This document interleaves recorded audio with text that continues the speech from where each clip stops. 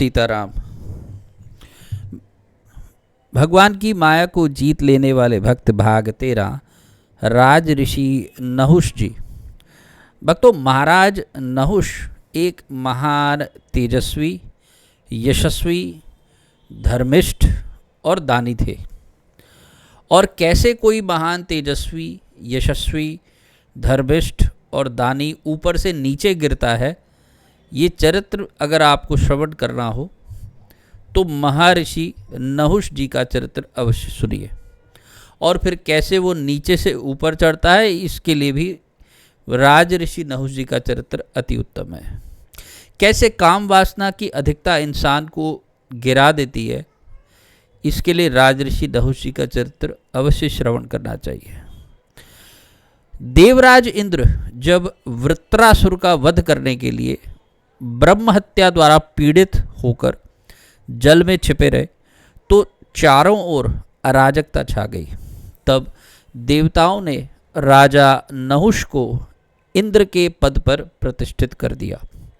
नहुष ने एक दिन इंद्राणी को देखा तो उनका चित्त दूषित हो गया।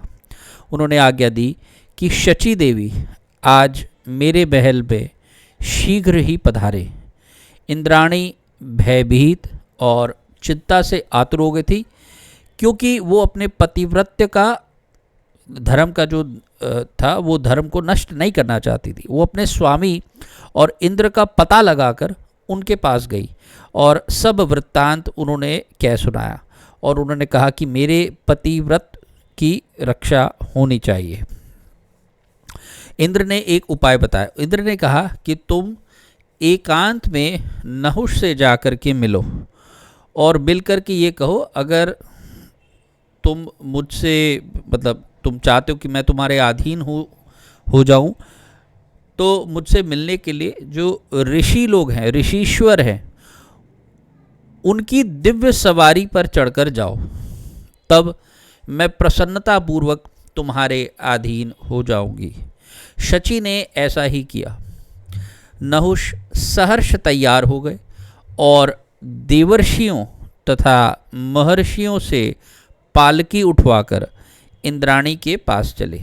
नहुष जल्दी चलो ऐसा कहते हुए सर्प मतलब जल्दी चलो इस तरह ऋषियों को शासित कर रहा था, उनके ऊपर शासन कर रहा था। परंतु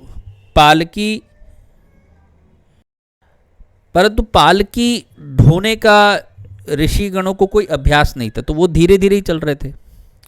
नहुष इतना क्रोध में अंधा हो गए कि उन्होंने अगस्त्य ऋषि जी के सिर पर लात चला दी।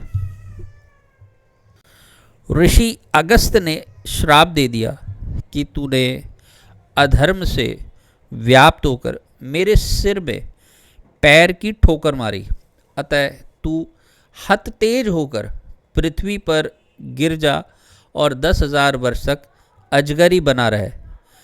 नहुष का सारा काम वासना का नशा उतर गया और अत्यंत ही दीन होकर मुनि श्रेष्ठ श्री अगस्त्य जी से उन्होंने प्रार्थना की कि हे प्रभु, मेरे शाप का अंत कैसे होगा, उसको नियत कर दीजिए। तब श्री अगस्त्य ऋषि जी ने कहा, जो तुम्हारे पूछे हुए प्रश्नों का उत्तर दे देगा वही तुम्हें श्राप से छुड़ा सकता है। राजन, जिसे तुम पकड़ लोगे वो बलवान से भी बलवान क्यों ना हो, उसका भी धैर्य छूट जाएगा। उसके पश्चात राजा नहुष अजगर होकर पृथ्वी पर गिर पड़े। जब पांडव जुए में सब कुछ हार कर वनवास कर रहे थे तो उस समय द्वैत वन में एक दिन भीमसेन नहुष अजगर की पकड़ में आ गए।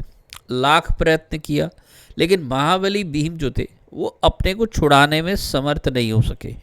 तो उनको खोजते हुए पीछे धर्मराज युधिष्ठिर भी वहाँ पहुँचे। धर्मराज जी ने अजगर से कहा कि तुम भीम को छोड़ दो, मैं आपसे प्रार्थना करता हूँ। अजगर ने कहा कि यदि आप मेरे पूछे हुए प्रश्नों का उत्तर दे देंगे तो मैं आपके भाई को छोड़ दूंगा। युधिष्ठिर जी ने कहा ठीक है, आप पूछिए। तो नहुष जी ने कहा, उस अजगर ने कहा कि ये बताओ कि ब्राह्मण कौन है, और दूसरा प्रश्न पूछा कि जानने योग्य तत्व क्या है।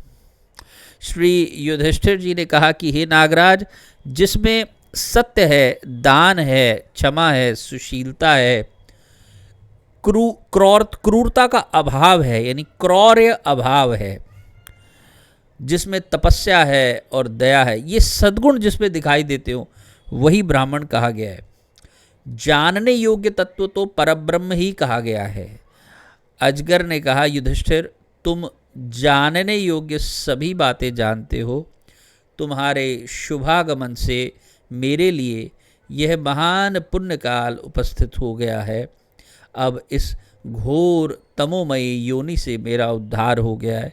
यह कहते हुए राजा नहुष ने अजगर का शरीर त्याग दिया और वे दिव्य शरीर धारण करके स्वर्गलोक को चले गए।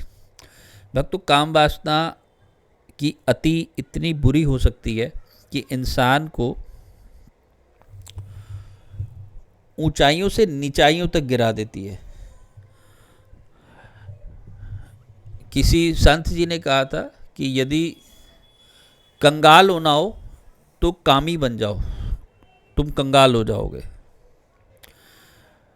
जीवन में काम, क्रोध, लोभ, मोह, अहंकार, इन सब का एक स्थान तो है। गीता में भी काम को कहा गया कि अविरुद्ध काम भी, धर्म के अविरुद्ध काम मैं ही हूँ।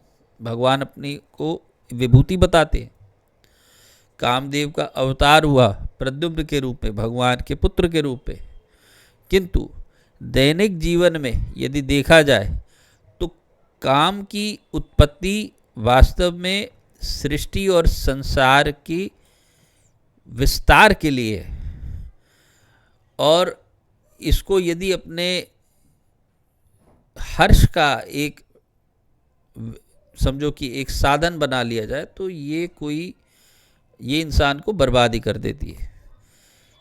क्रोध अपनी जगह ठीक है, लेकिन अधिक क्रोध करना इंसान को बर्बाद कर देता है। अहंकार कुछ हद तक ठीक है, किसी चीज़ों का अहंकार होता है हमें।